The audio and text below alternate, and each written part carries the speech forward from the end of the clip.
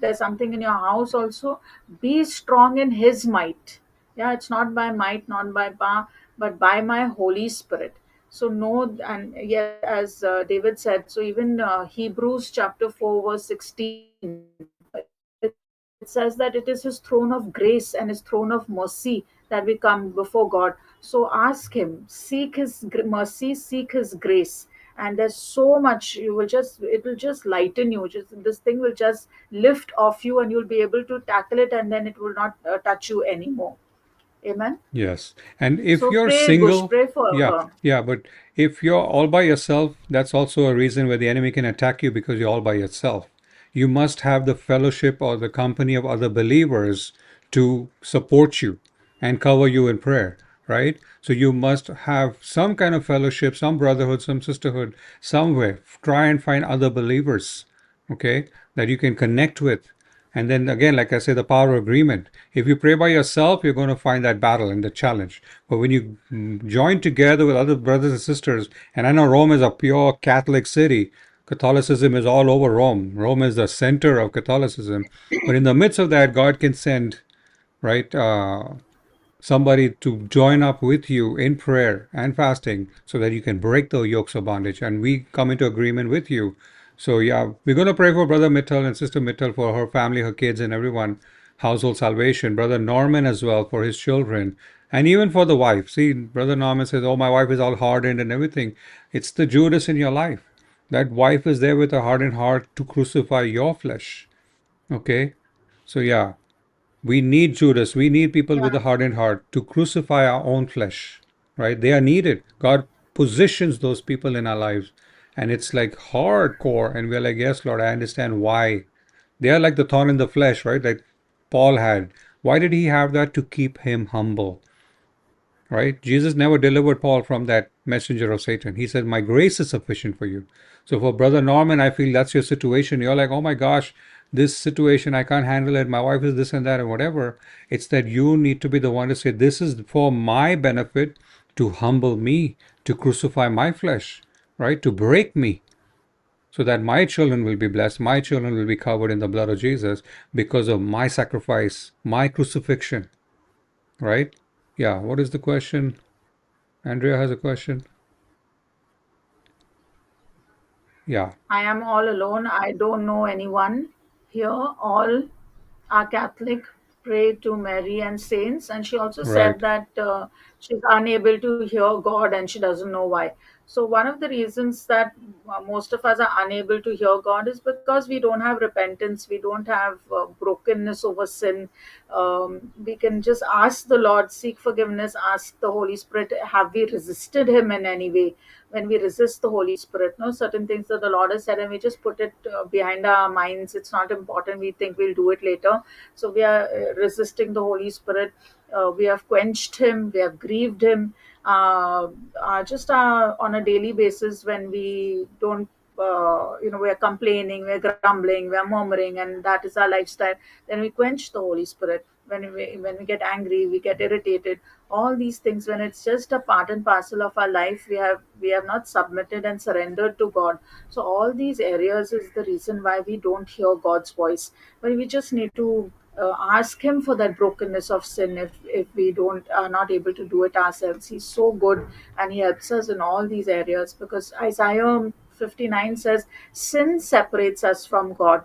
So when we have sin in our life, then that's probably the reason why we are not able to hear God, or that we can read the Bible and the scriptures don't open up for us. But still, God is so good. God is sovereign. He can, even through all that, He can still speak to us. He can speak through, situations, circumstances, children. He can use anything to speak to us and draw our attention. But again, I would say, even if you can't read the Bible, or you're not understanding anything, I would still ask everyone, just continue to read, continue to read, continue to read. I have gone through it, so Yes. I know. For days and days you may not be able to hear God, you may not be able to understand what you're reading. It does not remain with you, you're not able to meditate on it, but still go back to His word, still sit at His feet. Keep asking for His grace, keep asking for His mercy, and somewhere or the other, so many things will open up for you eventually. It does happen. It's not like God leaves you in darkness.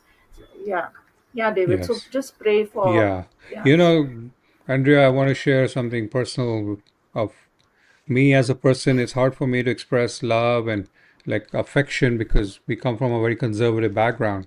So we are not very affectionate or very open about our emotions and stuff.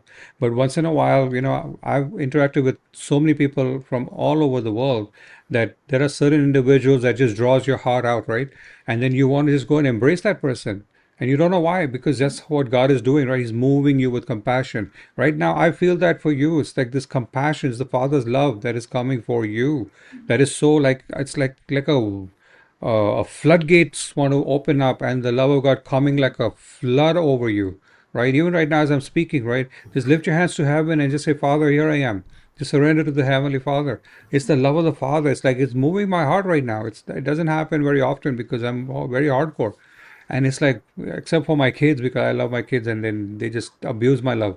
But the fact is that this love that comes from the Father is so powerful that it heals. The love of God the Father is so powerful.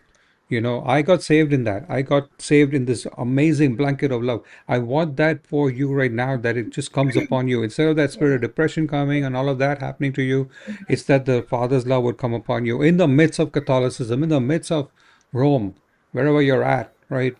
It's that the Father's love would be expressed in gross darkness. Let His glory rise, right?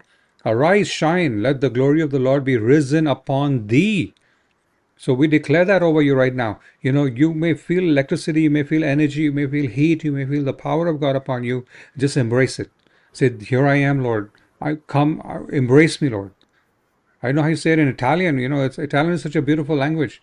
Just express. Italians are so expressive, right? They're so passionate and outgoing, and just they speak it so passionately. Do that with your Heavenly Father, right? Just come to the Heavenly Father and say, here I am, Lord. Say it in Italian, right? Your language is so much more beautiful than the English language. The English language is such a poor language.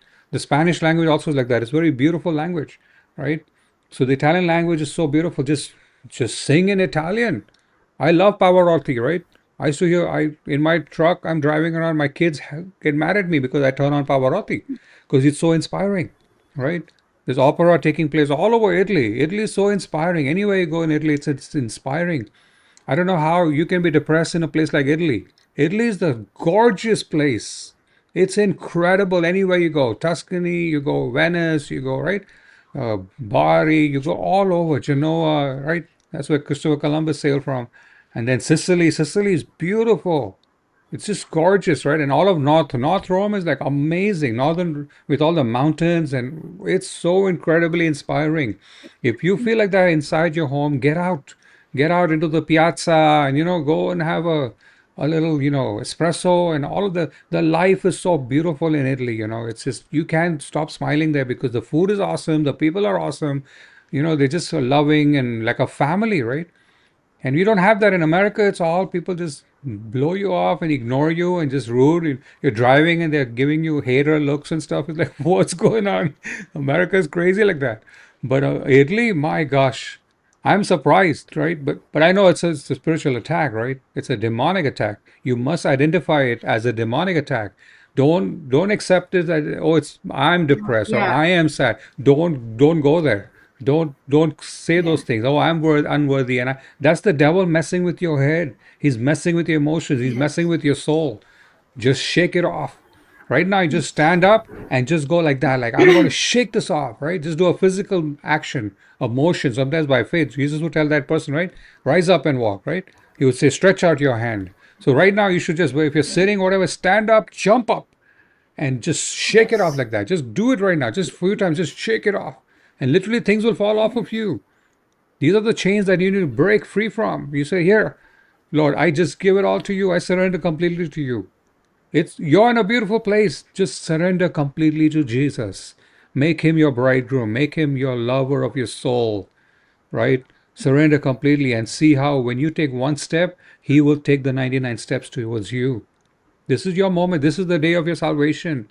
Literal salvation, like the Savior himself, El Salvador, this the Lord of the universe will step off of his throne and come and visit you. I'm talking about divine visitation, a complete manifestation of the presence and power of God. We're not just preaching religion here. This is relationship. Come into that relationship. All of us here online, we love that about Jesus. It's a personal thing, right? So we want that for you. Don't be so close to the devil and the demon and the evil. Shake that off. I Yeah. don't need that in my life. Yeah. You know what I'm saying? So just step up and stand up and shake it off like that. In Jesus' mighty name. Right now, we declare that over you. We speak freedom over you right now in the mighty name of Jesus. We break every chain. We break every chain of bondage over you. We bind that spirit of depression. We bind that foul, unclean spirit. We command it to get out right now in the name of Jesus. We rebuke the devourer in your life right now in the mighty name of Jesus.